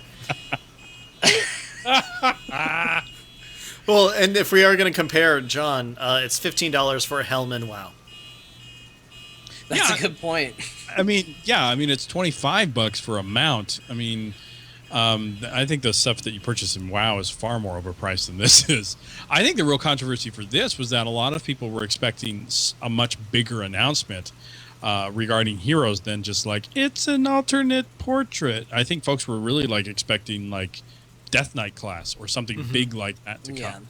And I think the real disappointment or why people are hand wringing is not just so much. I think the price, it's like it tumbles into effect, right? So like, hey, you can't fly anymore. Blah, this is all the things I hate about this game. It's the same thing. Like, and our big announcement is new art for the portraits. No, you know, and the pants crapping begins and all that kind of stuff. So I think that, and then on top of that, you throw a price point that folks can be happy or unhappy with, and probably more likely unhappy with, and that makes some folks feel steamed. And I think this is kind of Hearthstone's first like real, you know, hot plate of turd that was served up for their own community. Yeah, we'll definitely have to ask like Jocelyn about it or something, just because, you know, as someone who adamantly loves the game, I want to know what they think. Mm-hmm. Yeah, I think that, and I heard this on another podcast earlier about this exact topic, and I think this is probably where a lot of the surprise and hostility about it comes from, and that is, up until this point, I never felt like Hearthstone was aggressively going after my money. Mm-hmm. I gave them money, I've given them plenty, but I never felt like it was really just hitting me over the head with, give us cash. And this is the first thing where between the price and that it is cash only, which honestly I don't have a huge issue with that part, but it's the first time where I kind of feel like it's not giving me a good quantity for what it's asking in return. And it's the first time for that game, which is impressive as hell for a free-to-play game. Yeah. But at the same time, you notice the disparity. Yeah. So, you know, time will tell. We'll see what happens. I'm sure at some point they'll have, you know, it's like, hey, half price hero portraits or something, you know, things like that. And, you know, if the price is an issue, wait till that happens, or just don't spend your money. I mean, that's something that John always says is, you know, vote with your wallet. Yep. Vote with your wallet. That's why he doesn't have a helm. It's also why I keep my voter registration card in my wallet. Oh. Speaking of storms that are outside our windows, Heroes of the Storm had a little bit of news this week, just a bit. It came out. Yeah. Sorry, we just saw the lightning. I was like, lightning, mute. Okay, looks like it's we're not doing anything this time. Okay. Yeah. So, yeah, the game came out. They also added Johanna, the Crusader from Diablo, to the game. She's a fantastic new hero. We will probably do more talking about it soon. And in addition to that, they are also going to be doing a live stream event tomorrow, which our guest Mick is going to actually be attending. So jealous. And the rumor is that is going to contain some new stuff that's coming down the line for Heroes of the Storm. Yay! That's the rumor. That's the rumor. Maybe we'll get a look at the Diablo battleground. I don't think so. I actually think some folks might be disappointed that it's not going to feature a bunch of new heroes and fun like that. I think it's going to mostly be esports focused. I do know that some of the things that are going to be taking place at the event are very esportsy. So I do think it's going to be get us swag, Mick. I'll try. I think it's going to be focused heavily on their version of a Heroes of the Storm WCS. I think that's going to be the main focal point. I think I said this in the pre-show or when we were working before. I think it's going to have something to do with how YouTube might play a role in how these things are broadcast versus Twitch, potentially. So there's a lot of stuff. I think that they wanted to do some level of a stateside hype party. They picked, obviously, China and London to kind of really kick off the festivities for this week. And they're bringing in a lot of the big-name Heroes content creators and a lot of just, in general, gaming Illuminati to this event on Saturday. So I am excited to obviously go. I'm excited to check out what's going on. I do know there's going to be some matches played. So I think that that's going to be cool to watch. It's always good to see really highly competitive teams play. We're going to get to see some of that. And you might get some previews and definitely some looks, but I don't think you're going to see things like, and next week, here's the next 3 heroes we're going to give you. You'll probably get some previews and stuff like that. I think the Diablo map is been said to be kind of on hold at the moment. because I do believe they kind of heard the community when they said less maps, more heroes. So definitely, I think we'll get our first looks at the very next hero that will come out, but I don't think it will see any sort of immediate release. I would think it's going to be another couple weeks before we see a new hero out in the game. Yeah. Honestly, what I expect, and maybe this is expecting too much, we'll find out tomorrow if I'm going to be disappointed or not.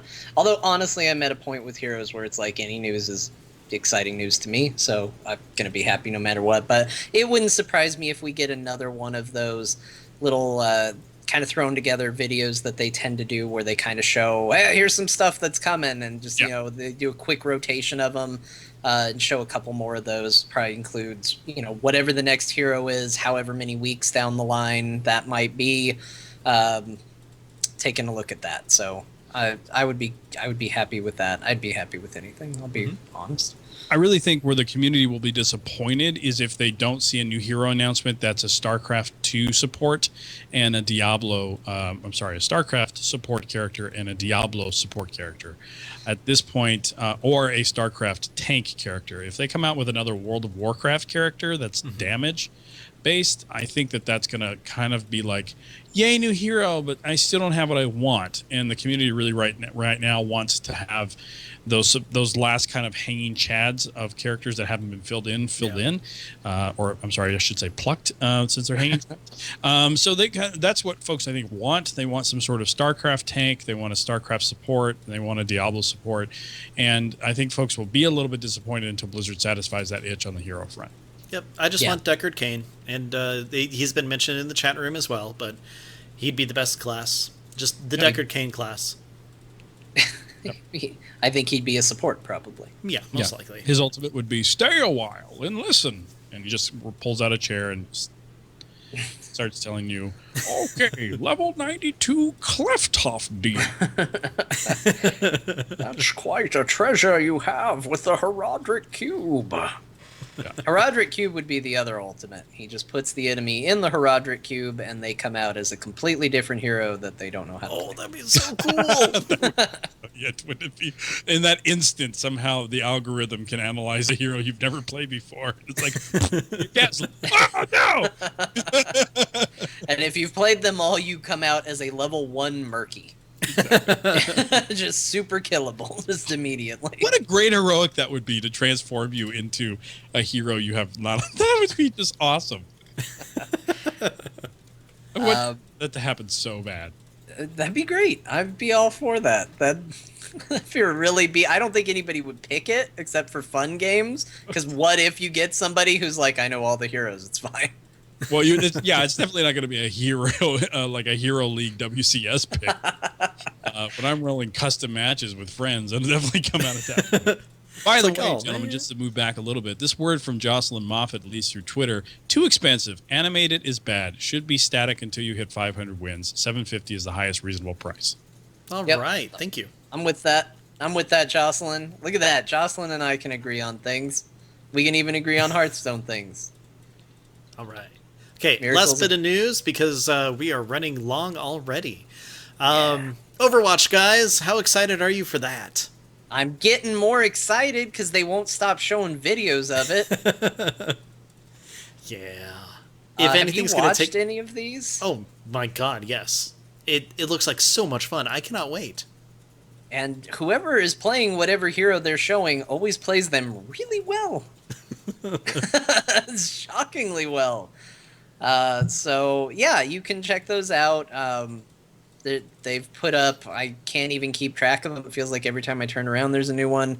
The most recent one I watched was Tracer, but I know that I think they've done 3 since then. So there's a lot of them. If you didn't get a chance to already see a lot of Overwatch, check it out. There's a lot of really cool stuff to see in there.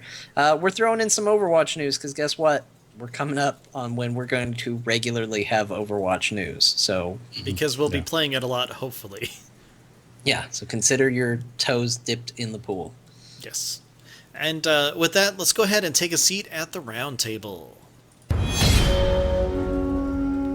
Hail, hero. You have been chosen by the Nexus. Ooh, scary voice. Things like you should not talk. Welcome to the Roundtable, where we discuss in-depth the issues that mean the most to us, the players. This week's Roundtable... God, the storm's got me messed up already. What's up with that? Brightwing threw you off. Yeah. She told you had a talk. scary voice. You should not talk. You should not talk. Anyways, it's all about the fun times and the release of Heroes of the Storm. Because, you know what? We freaking love this game, so we're going to talk about it. If you're not a fan, you want to hear all the WoW stuff... you heard it. Yep, you heard it. It's over. We'll see you next week when we talk about a lot of WoW stuff. Yes. So, Let's be realistic. I mean... We're hero stuff, too. Yeah, that's not going away anytime soon. Anyways, it's one of the reasons we wanted to bring Mick on because, I mean, first of all, we love you, Mick, but Thanks. Also, you know a little bit about Heroes. I know a little bit of Heroes. I was in that first the original first alpha invite wave. So I've been playing since February of last year. Now, a question for you, really quick. I was in that too. Yeah, me actually. too. I took a small break when artifacts were a thing. Yep. Oh, God, Wandered away for a thing, yeah. Wandered away for a while I shook my head and said, "Oh God, what are they doing?" And honestly, hold on, I will bring this back to WoW for 1 second. All of you people who are absolute the future of WoW and the decisions Blizzard is making, let me tell you why Heroes of the Storm should be your guardian angel. It is because if there's ever been an example of Blizzard saying, "Guys, we're gonna do this," and so excited, and people immediately turning on them, and them going, "Oops, just kidding, we're not gonna do that at all," that happened in Heroes of the Storm. For those of you who don't know, there was a system called the Artifact system that was going to be a thing. It was not well received. It was not well liked, and it lasted. I don't think it even lasted a month. Do you remember, Mick? No, it lasted less than a day. It literally lasted less than a day. It came out. Here's how quick it went. It came out in the morning. I got home in the evening, and it was already gone. What happened basically there was at the time the debate was real quick. The time the debate was that players who had League of Legends experience were being given keys to play the game, and they were saying, "There's no depth here for me. I don't think I'll play it." And so I think Blizzard got a little shook by that, and then decided to throw something in there that would quote unquote give it more depth. And the revolt against it was so quick and so strong, so fast. I don't. Maybe it wasn't less than a day. Maybe it was maybe a couple of days. It did not last the week, though. I know that for sure. No. It was pretty much gone before. I didn't even get a chance to try it out. So that's how fast it went out. Yeah, I actually tweeted on that, gave them some nice, positive, constructive feedback. It being, there's a reason that I don't play those games or those MOBAs, and it's because, you know, Blizzard has the depth and everything that works for me as someone who doesn't like MOBAs. You know, this is the only MOBA that I played, and even then, it's not one. It's a Heroes Brawler. Yeah. Even though it's a MOBA. But there we go. Look, I'm trying to help, okay? Ben, look at Ben being a good guy. He's like spreading their message. Blizzard must love Ben. Yeah. They just like bring him over, pat him on the head. Look at you saying brawler. They give me a cookie. Thank you, Ben Bumhuffer. Here is your cookie. Feel free to put it on the Blizzard store for purchase. Oh, you're Uther's David Bowie, and I think that's an inspired choice. So, John, you put a whole ton of stuff in the notes for Heroes. So I know you're super excited to talk about it. I mean, you've been making Heroes videos for our YouTube site. Yeah, I have. Mick, you're super happy about it. I love it. So, John, Mick, kick it off. Go for it. All right. Well, I kind of put these notes in here more as a reminder to me, even though they are written out in a to-be-read format, but I'm not going to do that because I don't like just reading things that are in there. This is just the format that I sometimes write in. I don't know. I'm weird. But I kind of wanted to take a moment to kind of bring people in to kind of give them an idea of what their journey is going to be through Heroes of the Storm. Because as I've been doing videos, which I call the John's Scrub Guides 2, and I've done, I think, 4 characters now, which kind of gives a basic talent build for them and a quick little overview. I get kind of the same questions over and over again. And that is, how do I get started? How am I supposed to go through this game? If I'm not familiar with it, am I going to be able to learn it? This seems really daunting to get into. Even though this is the easiest MOBA to get into, it's still intimidating to people. And so I thought we could kind of take a moment to kind of walk people through what their journey getting into Heroes of the Storm is going to be. And I think that ultimately starts with, how do you get started with Heroes of the Storm? And the good news is it's free. Yep. You download it. And I would say, you can definitely purchase the starter pack, or you can purchase the box set, and John's, written out what comes in those here in the show notes. But the reality is, from a player perspective, if you've never played MOBA at all, just take it as a free-to-play game, download it, and just start playing with the free hero rotation that you get first. And don't make any purchases until you know you want to play the game. If you're coming into this going, I don't care if I've never played MOBA before, it's Blizzard and I want to buy things from Blizzard, then go ahead and buy stuff. But if you don't know how to play MOBA, you've never done it before, you're not a League player, not a Dota 2 player, not an old-fashioned Dota original player, just go in and play it for free and try the heroes that are in the free rotation. This coming month, you'll probably see some of the more friendly players or friendly heroes in the heroes rotation that you should be able to get a hold of pretty quickly. Yeah, definitely. And this is a free-to-play game. There is a very easy way to play as long as you're not picky, really. And even if you are, it just means a small time investment to be picky. I would say this is slightly less easy to get into and play than Hearthstone, but not by much. Like, it does not make an immediate grab for cash or anything like that from you. It's very easy to play for free. So if you want to just try it out, give it a go. You can do it a lot worse. But if you do want to mention, or Mick mentioned buying the starter bundle, if you do want to go down that road, you can certainly do that, including if you already play. The starting bundle comes with 5 heroes: Zagara, Sonya, Lili, Jaina, and Zeratul. It comes with the Ronin Zeratul skin and a Golden Tiger mount that is unique to the starter bundle. And for anybody that's like, but I want the Golden Tiger and I already have all those heroes. Well, there's good news. All of those have codes, and you can gift those to other people if you already have them. So you get a unique code for everything, basically. So anything you don't need, you can give to somebody else. It's a really nice way to kind of maybe get your friends started as well. What do you guys think of the 5 heroes that they're giving in the starter bundle? I'll let Ben go first. I will say that I haven't played Zagara, so I really don't know too much, but I think it's decent. It kind of gives you, one of each type of character that you can play as. So, you can kind of get your hand to see what type of play that you're going to do, whether it's going to be, pure assassin, if you're going to be support, if you're going to be a tank, just different things like that. So it works that way. I probably would have picked maybe 1 or 2 different characters instead that might be a little bit more easy to kind of step into. But, I think it works well. But with those characters, there's a couple things you need to know going into them, like especially the Jaina. Don't get here near anyone else. She dies super simple. But, if you're going in there to actually do a lot of damage, she's good for that. But, and like Lili is a very easy support character where you run in, you just, heal everybody and everything. Going off on your own doesn't make sense for that. So it's just kind of one of those things where it's a good start, but I think they could have maybe done a couple different changes for some of those heroes. I will. Ben, you're so kind. These are actually a really, outside of the Lily pick, this is a really terrible selection of beginner heroes. I hate to say it. The previous Founders pack that I think they released before was much better with Raynor in the mix there as well.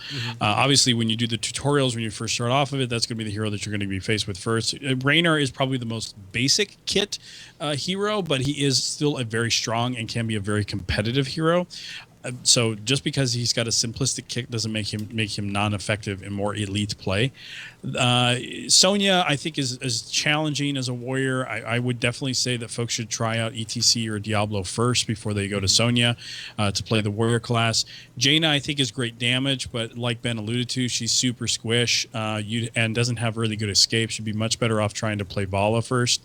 Zeratul for melee damage. Again, the stealth stuff is great. He has great gank capacity. He's also very easy to take down if you're not good. So in the melee assassin role, I would much more rather see Kerrigan in this kit. And last but not least, from a specialist standpoint, all the specialists are unique, and I don't recommend them for new players. As a whole. Zagara, I think, is a fairly okay, I guess you would say, introductory specialist. Much better off than trying to tackle Sergeant Hammer or Abathur.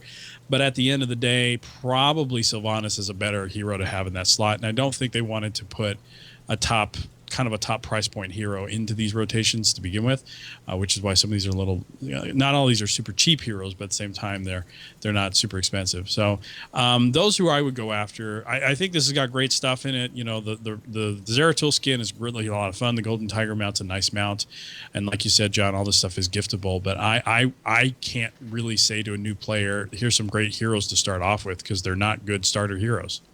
Yeah, I'm actually with you. I do agree Zagara is kind of the tough one, right? Because I understand why Sylvanas isn't in here. It makes sense that she's not in here. She's still a very new hero. And like you said, she's a high price point hero. She's also a highly sought after hero. She's considered, a good pick on any map. So I get why she's not here. In lieu of her, I think Zagara is probably the best choice because she does have such a solid damage output that, even in the hands of a new player, while they may not get all of her complexity, at least they can put out some decent damage along the way and feel like they're doing a good job. Definitely with you, Sonya is not the best way to go for a warrior right out of the gate. Yeah. It'd be like giving them stitches or something like that as well. Like, I think you want to try and find heroes that don't require a lot of skill shot capability. Yeah. And, Sonya does, as the stitches for warriors. That's why I'm saying, Diablo is just pretty much the most classic warrior I think you have. Just stick your face in smash type of warrior. You can't really be good at Zagara unless you really can effectively lay down creep, and you can't be good at Sonya if you can't land her ability that kind of throws out that chain whip she has. So, these are heroes I think that are not super awesome. Lily, however, is the most beginner-friendly hero in the game next to Raynor. I mean, it's like the game basically figures out who you heal for you. You just have to keep spamming your heal.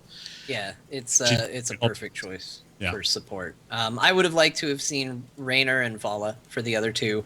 Raynor, because he has a very simple kit, and like you said, he's who you start with. I will say that a beginner Raynor player can really infuriate a more veteran player because of what his Q ability is.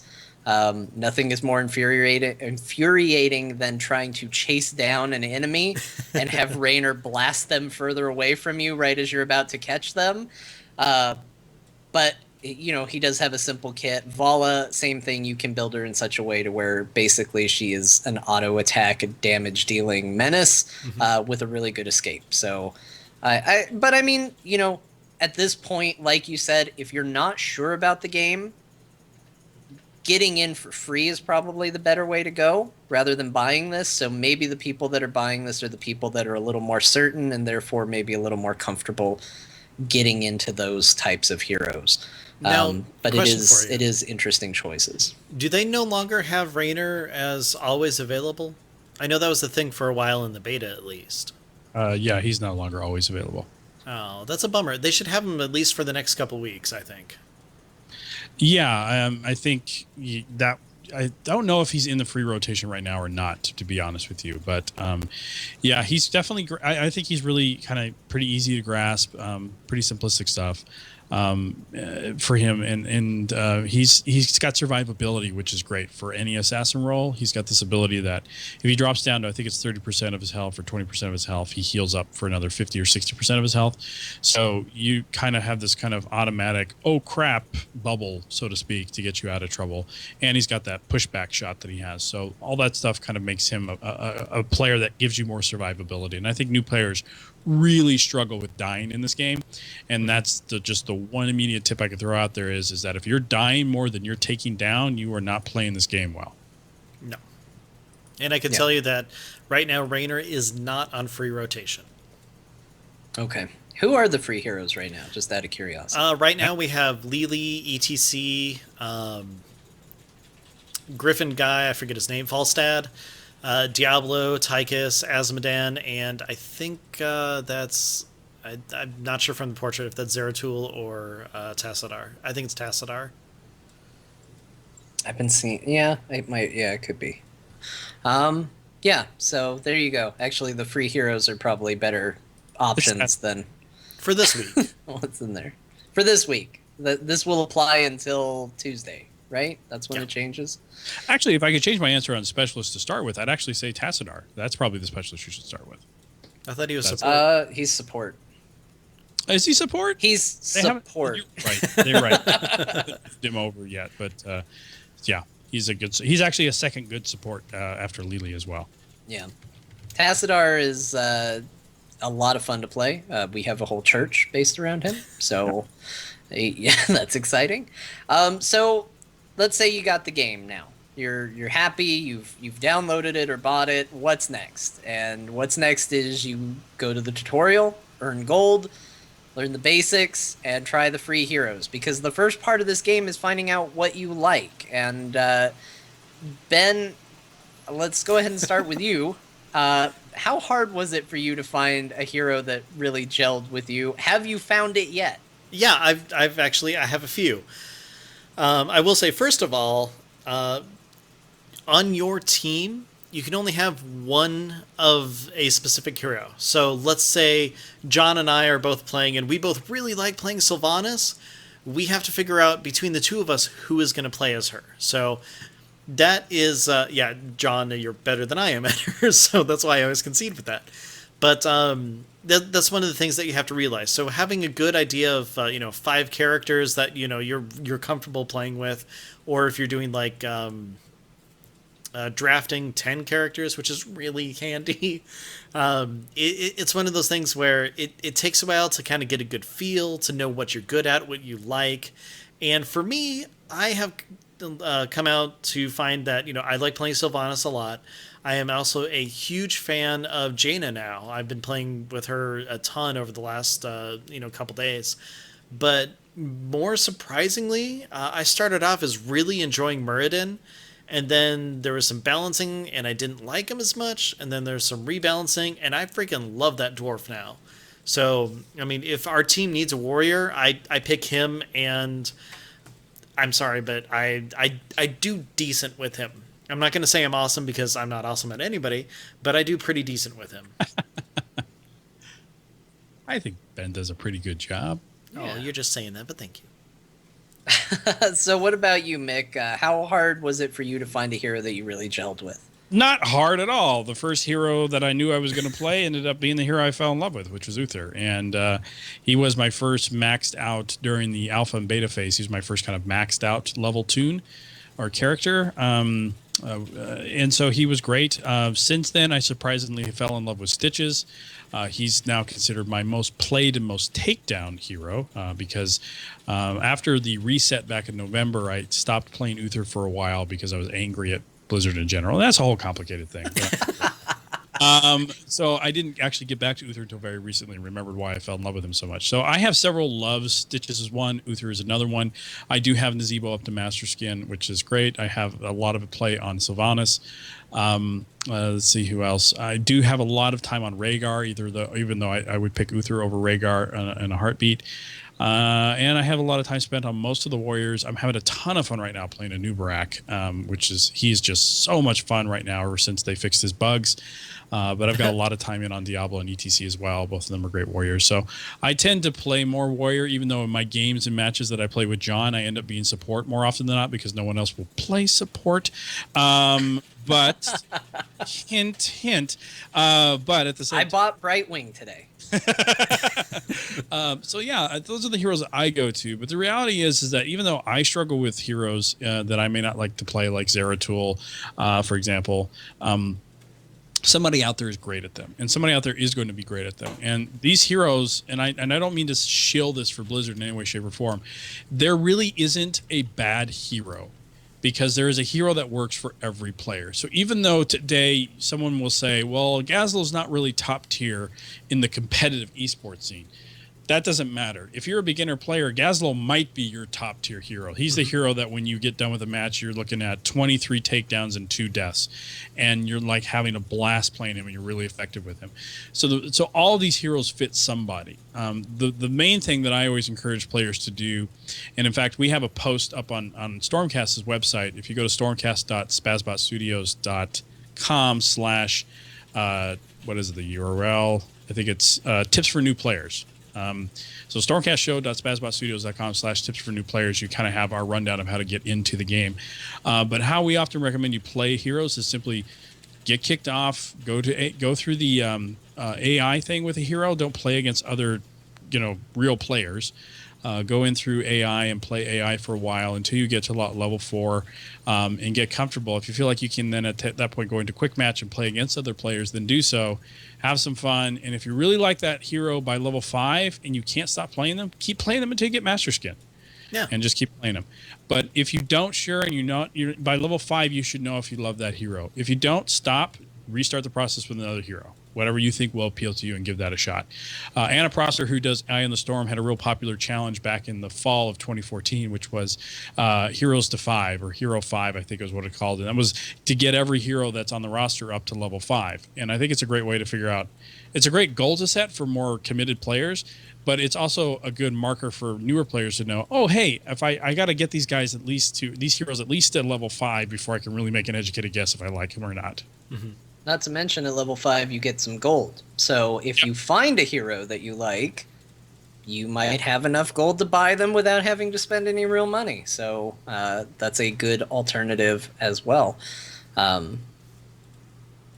far as finding characters that you enjoy. And you brought up a really good point, and I want to reiterate this, because if you get excited about this game, if you're like me, you're going to run out there, you're going to start listening to podcasts. And people on podcasts that are bitter like me are going to say stuff like, this hero's garbage. Why? It's the worst hero in the game. I actually don't say it that much. I think there's a thing, too, in Heroes, John, where I believe Blizzard really listens to that. And inevitably, when folks start getting down on a particular hero, that's the hero that goes into free rotation that next week. And then you see a lot of people playing it and getting good. Yeah, absolutely. But to that point, do not get discouraged. If you hear somebody say, like you said, you can't play Gazlo, and he's one that gets picked on a lot. I would say there are 2 big ones that tend to get picked on for sure that I know of, which is Gazlo and Murky, tend to be the butt of a lot of jokes. So does Chen, but let me tell you, every time I have seen somebody play Chen well, my goodness, I don't know why anybody would even begin to make fun of Chen. Yeah, Chen was definitely a boutique pick back in the fall of 2014 and got some nerf changes in a patch shortly after, I think, the start of 2015 and fell out of favor. But a good barrel tumbler for Chen is a saver for a lot of teams. And that's where I kind of go back to, really it doesn't matter. I mean, yes, if you watch Heroes of the Dorm, you saw the same heroes getting played over and over again, because that's what really those players in that tournament at that time were really great at playing. But if you're really good at playing Chen, you're really good at playing Gazlo, ignore the jokes and just play what you're really good at. That's the key. Illidan used to be a very out-of-fashion pick, and then somehow miraculously became in fashion without any changes at all to him. Just one day, all of a sudden, and what it was Hero Week happened, and some folks started to figure out how to play Illidan and not try and dump all their talents into his damage side and started dumping into his damage mitigation side, so he wasn't dying every 5 seconds. And everyone's like, "Oh yeah, this is how you play Illidan." And he became a top 2 pick without really anything happening to him on Blizzard's part. Yeah. So don't worry if the hero that you like the best is not currently in favor. Play it, have fun. That's what the point of the game is. And eventually everybody kind of, ventures out and tries new heroes, and you probably will too. And eventually you might find like, I really like playing this character in this situation, in this format. I'm a big fan of playing Murky, but I'm a big fan of playing Murky when I'm in a pre-made group with my friends and having fun. That's when I like to play him, because the way I like to play him is very not seriously, and I like to goof around, even though I feel like I'm pretty decent with him, and we've done some impressive things with Murky on our teams, including winning a match with a composition that was absolutely baffling to everybody involved when we made it, but it's fun. And that's the point of the game sometimes, is to have fun. In fact, I would say that's the point of the game all the time. So do what you enjoy. It's going to make you more gold. It's going to get you more experience. And even if you get in and you say, okay, I like Gazlo, and you play him, and eventually you start to see the problems that people have with that hero in particular, and you say, man, I do like Gazlo, but I'm really great on these maps, and I feel like I'm just not doing it on these maps. You're still getting experience playing the game, which in and of itself is a good kind of experience. Because how to move, when to move, what other heroes do is just as important as knowing what you're supposed to be doing. Definitely. So I think Mick kind of said it, but I'm going to go ahead and ask him anyway to get his official answer, and Ben, get your thoughts as well. When do I stop fighting AI? That's a great question. I would say there's a thing that happens at the end of every match where you can look at your stats screen, and it's not the first thing that pops up when you're done. You just kind of float you back to your hero portrait, I guess you would say. It's just kind of you standing there in a purple void.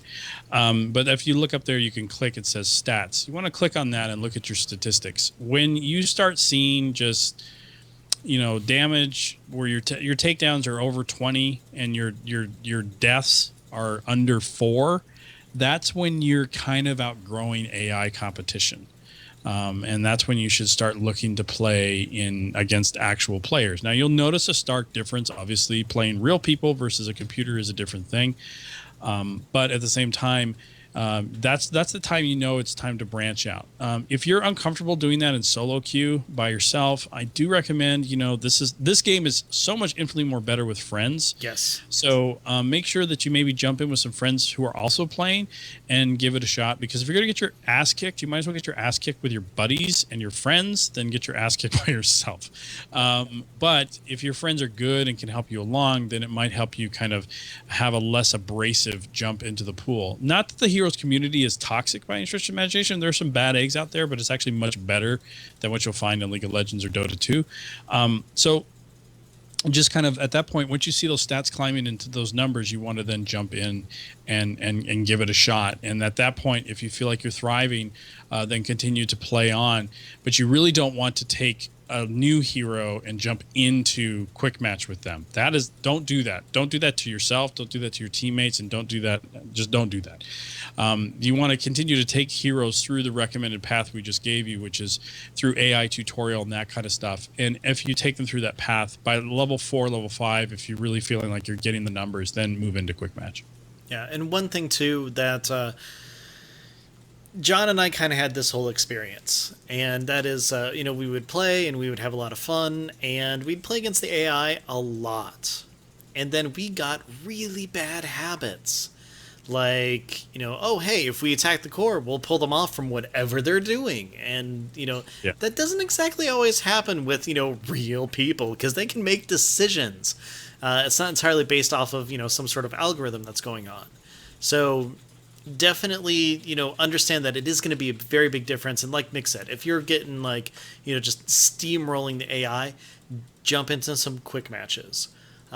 One other thing too that I want to stress, just a big difference between League of Legends, Dota, and Heroes, is that everything you do with Heroes, it's team based. You have objectives that you want the team to do.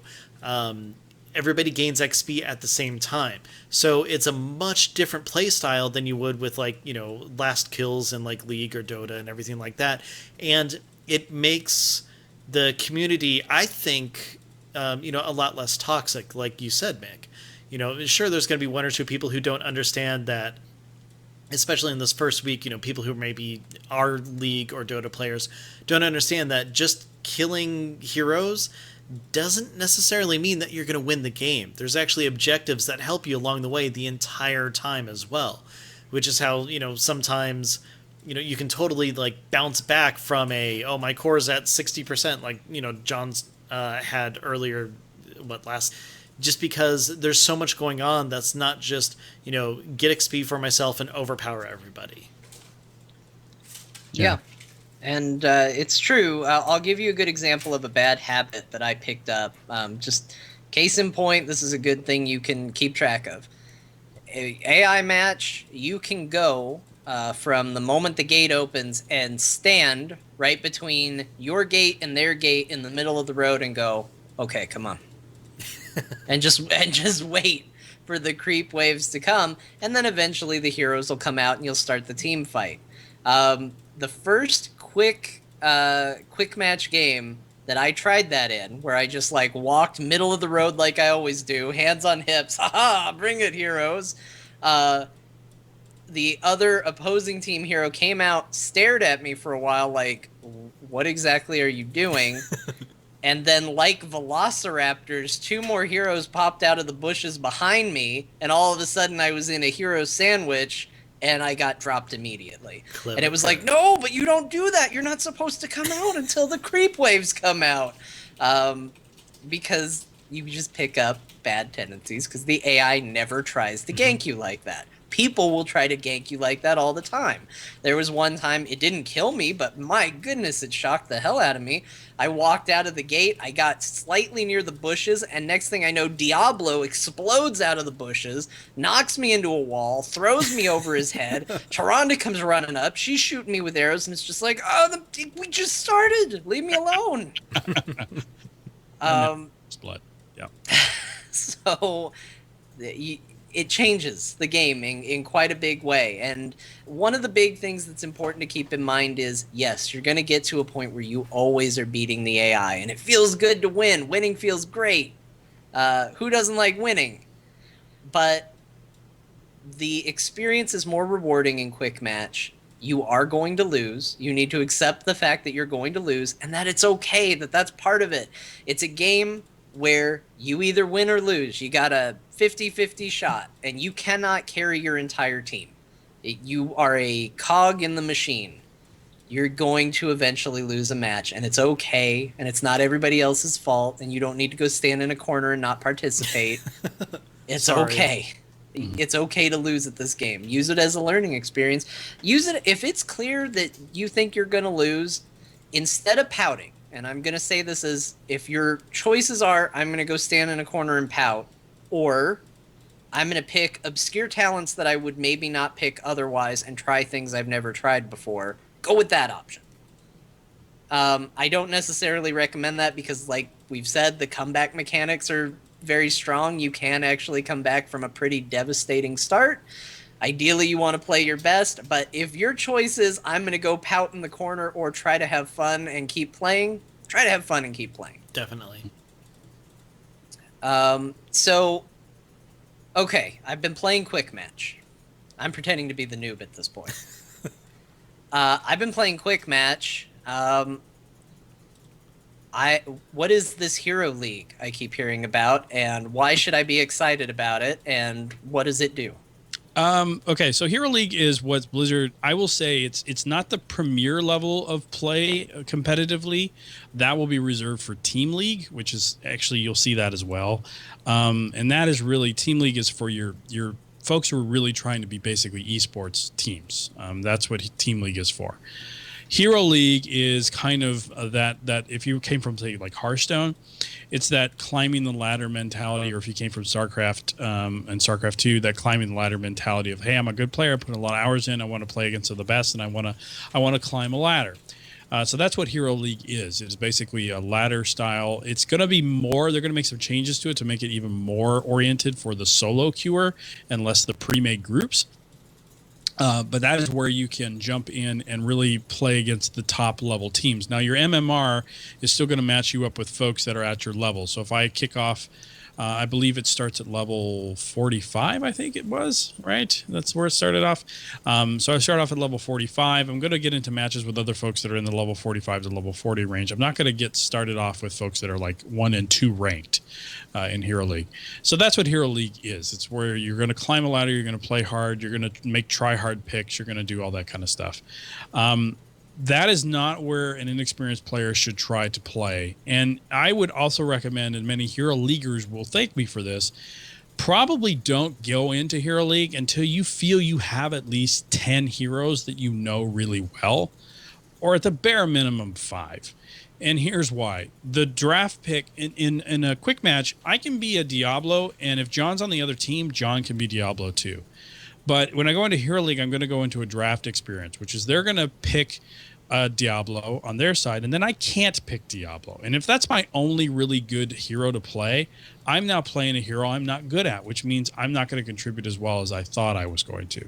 So that's why you've got to use Quick Match to develop a roster of heroes for yourself that you feel you could play well, and that you can then jump into Hero League. And so if your top tier, so if my Stitches gets picked or my Uther gets picked, then at least I have Sylvanas to fall back on, or at least I have Jaina or Vala to fall back on, as opposed to now I'm screwed and I'm